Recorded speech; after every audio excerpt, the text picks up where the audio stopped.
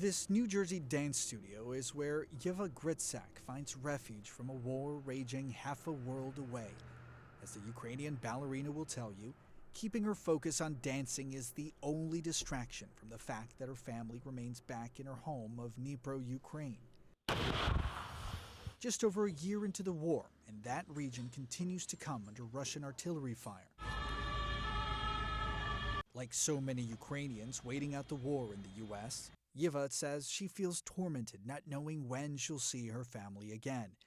But rather than give in, she gives hope by lacing up her pointe shoes and doing what she says her family would want her to do: just dance. When you're on the stage, when you're performing, are you thinking about the war? As soon as I'm in ballet, I'm trying to escape this world. So I'm going more into something unrealistic, I would say. So when I'm dancing ballet, I'm just enjoying the moment, and I'm imagining that I'm somewhere in like fairy tales. Yeva says she left Ukraine to pursue a ballet career the day before Russia invaded her country. She remembers getting a phone call from her mother a year ago asking her not to return home for her own safety. That was the moment when I realized that I don't know when I can see them.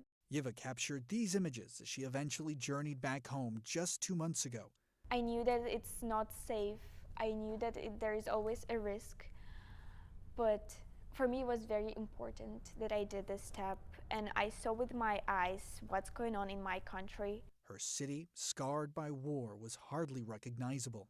The places that I used to have fun and I remember like from my childhood, and then I see these places destroyed, it's so hard. What she did recognize, her father's smile as he spotted Yeva through her train window. Living was the hardest. Living, it was like you never know when you can come back, and you never know when you can see your family again. Yeva calls New York City home at the moment, where she was placed in a ballet academy by former Bolshoi ballerina Larisa Shavalyev. She found Youth America Grand Prix after defecting from Russia in the early 90s. The organization scouts out rising star dancers, offering them scholarships for academies around the world. When Russian troops advanced in Ukraine, Savelyev shifted her focus to evacuating dancers out of the war zone.